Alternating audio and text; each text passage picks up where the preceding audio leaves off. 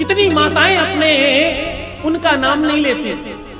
क्या कितनी माताएं अपने उनका, मैं वो वाली ऊन नहीं कह रहा हूं जिससे स्वेटर बुनते हैं, कंफ्यूज मत हो जाना, अपने उनका नाम नहीं लेती।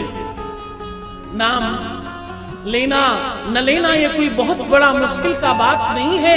मैं कह रहा हूं तुम सिंदूर जरूर भरा करो पूरा पूरा। एक ग्राम में एक नई नई बहुरिया ब्याह कराई, गौर से सुनना। एक ग्राम में, एक नगर में एक नई नई बहू ब्याह कराई। उस बिचारी को थोड़ा काम धाम कम पता था। मैं हमेशा एक बात कहता हूं, कोई बहुत सुंदर बिटिया हो, उसकी नूपुरों की रुझुन झनकार कानों में पड़ रही हो, नई बहू जब घर में चल रहे ना तो वो जो झनकार आती है उससे गुंजायमान होता है घर। खूब सुंदर हो, खूब पढ़ी लिखी हो, खूब अच्छे परिवार से आई हो, और उससे कोई पूछ बैठे तुम चूल्हे में खाना बनाना जानती हो क्या, गोबर से लीपना जानती हो क्या, और अगर वो हाँ कह दे, सत्य मानना, ऐसा लगता है कि मानो स्वयं लक्ष्मी उतरकर सामने खड़ी है और सब चीज में हाँ कर रही है। वो सौंदर्यता, वो सुंदरता उसकी हाँ में बढ़ जाती है। और उसे नहीं भी आता हो वो हाँ कह दे, और लीपते समय गोबर में पानी डाल करके पता नहीं क्या ही बनाती चली जा रही है हाथ से, उसके बावजूद भी सुंदर लगेगा। हाँ? नहीं आता है फिर भी उसमें सहजता है कि मैं करने की कोशिश करूंगी। बेटियां इसी रूप में अच्छी लगती हैं। एक नई नई बहुरिया आई और माताजी उसको खूब ट्रेंड कर रही हैं।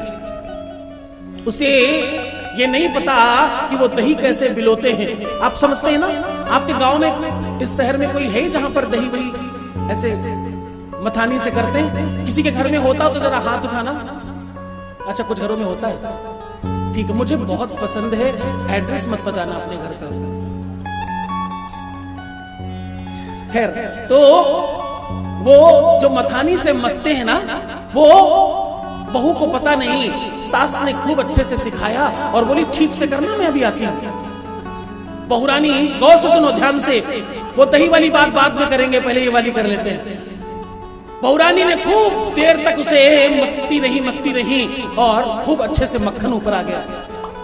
अब वो बेचारी हाथ डाल के जब निकालने की कोशिश करे, कभी तो चम्मच से निकालने का प्रयास करे, कभी वो कांटे वाले चम्मच से निकालने की कोशिश करे, कभी ग्लास डाल के निकालने की कोशिश करे, और कभी लोटा डालकर निकालने की कोशिश करे, वो बाहर ही नहीं आ रहा है। जब भी कुछ डालती ही तो मट्ठा बाहर आ जाता, मक्खन वहीं छूट जाता। बड़ा प्रयास कर रही है बेचारी, नहीं हुआ। अंदर गई, बोली माताजी मक्खन ऊपर आ गया है। काफी सारे लोग बैठे थे।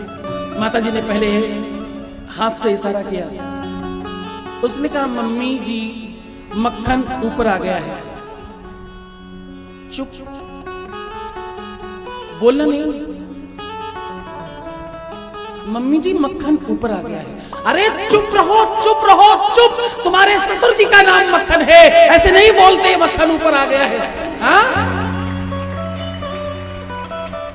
मक्खन मक्खन बार बार कर रही हो, सब लोग सुन रहे हैं, तुम्हारे ससुर जी का नाम है, मैं ले तक नहीं सकती, मैंने आज तक अपने मुंह से उनका नाम नहीं लिया, और तू बार बार चिल्लाए जा रही है, तुझसे कह रही हूँ चुप रहो, चुप रहो, तो बार बार कह रही मक्खन आ गया, मक्खन आ गया, और मक्खन ऊपर आ गया। हाँ, ऐसे नहीं कहते। बोली ठीक है माता श्री, जो भी है वो ऊपर आ गया है, देख लीजिए। दूसरे दिन फिर माताजी सभा में बैठी थी। वो गई, काफी देर तक इशारे करती रही, फिर बोली मम्मी जी पापा जी ऊपर आ गए हैं। माताजी पिताजी दही में ऊपर आ गए हैं, उन्हें आप निकाल दीजिए।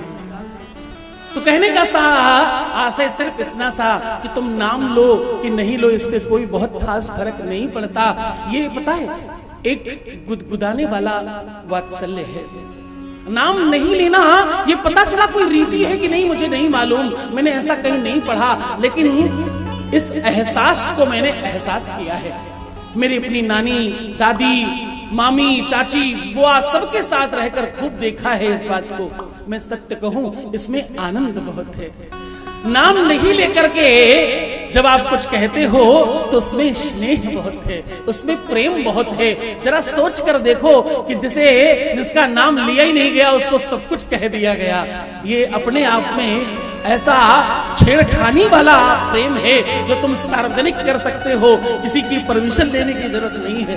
ये आंतरिक गुदगुदाने का कार्य है। बाहर अच्छा लगे कि पता नहीं, लेकिन अंदर डेफिनेटली बहुत अच्छा लगता है। ये अंदर से गुदगुदा रहा होता है आपको कि किसी को, कितने सारे लोग तो अपने बच्चों के नाम पर अपने पतियों को बुलाते हैं और पति भी ऐसे ही करते हैं।